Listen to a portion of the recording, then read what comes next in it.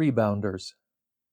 I'm pleased to report the wild ground cherries that recently popped up in my front lawn survived a rough separation from what turned out to be a shared taproot, and have, after some delay, been happily transplanted into the vegetable garden. They are now thriving next to a tangled mound of blackberries and an aging parsley bush, already reduced to half its size by a handful of swallowtail caterpillars. Nearby, an orange cloud of Gulf fritillary swirls above our maypop arbor, a shady, woven arch of bolted autumn olive branches cut from bushes introduced to the property decades ago. The butterflies take turns flirting and flitting between the purple passion vines, and a 6-foot bouquet of native sunflowers erupting not far from where I discovered the ground cherries. These aren't things we would have seen before the move. Not that these plants were unheard of at our last address. They just weren't welcome. I can sympathize. At an age when I expected to be retiring in the city, instead, I found myself a denizen of the pastoral South again. I'm a rebounder, a prodigal son, a semi-voluntary repatriate to the countryside. Aware that I too am a conspicuous addition to this rural setting, I take pains to share my appreciation for unconventional floral decor with my new neighbors and the strangers who wander down our street, the one that connects at both ends to the same county road. I think they're getting used to me, even if my colorful personality falls short of the beauty of our new surroundings. 30 miles up the interstate, the regular application of weed eaters and herbicides would have prevented such suspicious natives from interrupting the clean lines of our former neighbors' manicured lawns, or drawing attention away from the seasonal rotation of potted pansies, mums, poinsettias, and Boston ferns highlighting their porches at the appointed time, each in its proper turn. Tradition is strong in the South. Community rules must be leaned upon, not against, lest they be bent or, Lord help us, broken. Acceptable garden additions may be found at the local nursery or the fancier grocery stores, not in an empty corner lot. Dandelions may be a brighter yellow than daffodils, but the two cannot be allowed to share a bed. Snow peas among the clematis? Perhaps, so long as no one notices or if passers-by can be convinced these peas are of the acceptable, decorative variety. Cantaloupes beneath the boxwoods? Never. Poor people may be forced to grow food in their yards, respectable folk have no need. And no, one does not make pie from the decorative pumpkins crowding the front steps from Halloween to Thanksgiving. To be truthful, we're not living all the way out in the country, but a hard rock's throw in 3 of the 4 cardinal directions from our back porch will get you near there, and probably within shouting distance of a person who is both respectable and hungry, at least some of the time. With fewer folks of either sort to judge, the rules are a little more relaxed here. I'm fine with that.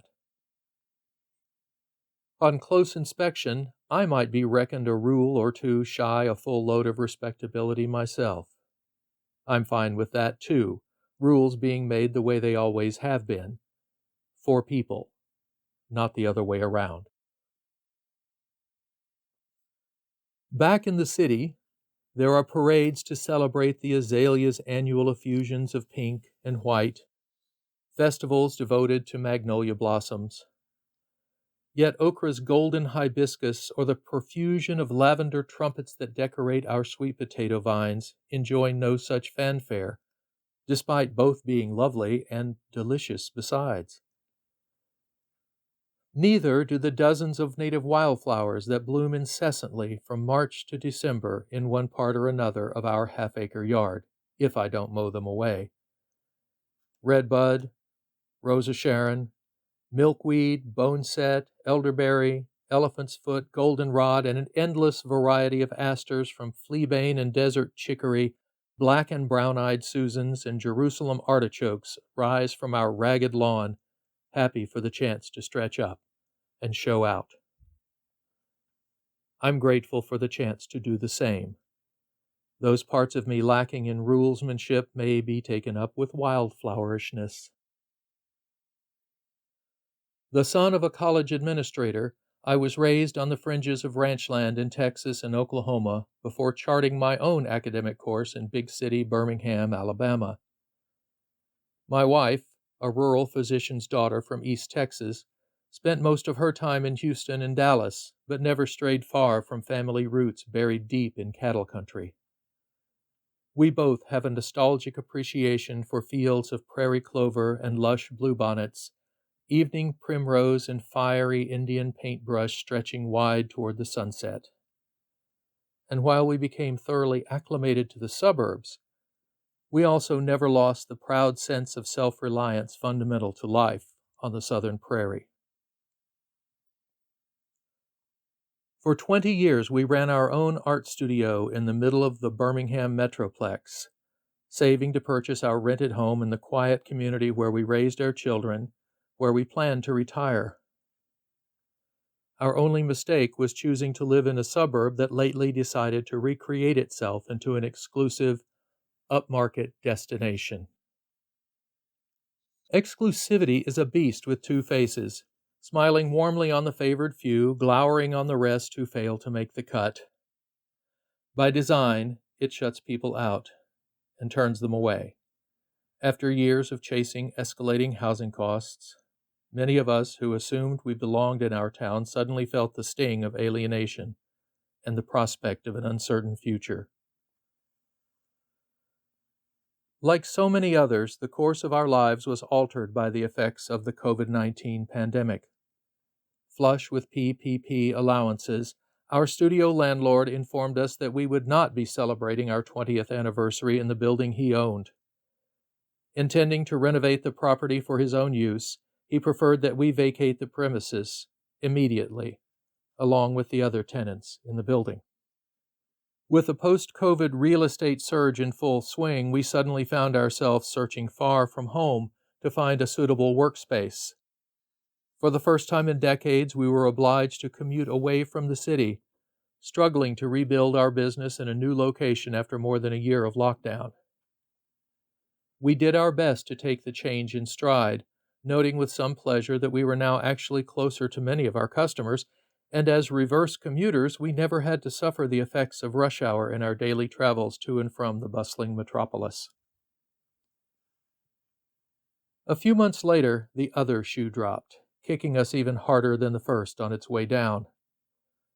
The popular movement to renovate and escalate spread from the downtown retail center out into the surrounding neighborhoods, wiping away 100-year-old bungalows that gave our town its historic charm, replacing them with lawnless, hotelish superstructures designed to accommodate the appetites of the new uber rich. Inevitably, the trend found its way to our address, where we received another notice. By summer's end, we would have to relocate or face a dramatic increase in rent. The housing boom had already quintupled home prices in our neighborhood, pushing the possibility of ownership completely out of reach. The prospect of slowly draining our savings on rent with no return on our lifetime investment was devastating. Still working to get our business back on track from a distance, we now had no choice but to look even farther afield for a new place to live. That's exactly where our search led us, through rolling fields and limestone glades, the folds and bunions of the Appalachian foothills' weather-worn toes, to the tasseled fringe of an historic rural college town. Host to a small liberal arts university, a classic main street, and an expansive park bordered by a long, lazy creek, the area was also an established art community, an unexpected perk that was immediately appealing to both of us. We felt at home even before we found a place to settle. Moving away from the metropolis didn't mean we'd left the housing shortage behind. COVID's displacement of workers from office to home meant people across the country were suddenly free to leave the city, commuting electronically from anywhere. Many made a mad dash to the countryside, hoping to lower expenses and improve their quality of life. Small town housing suddenly became a popular commodity. It's a good thing we're old, the missus and I, and seasoned and cut from country stock. We weren't looking for new and shiny. All we needed was sturdy and serviceable.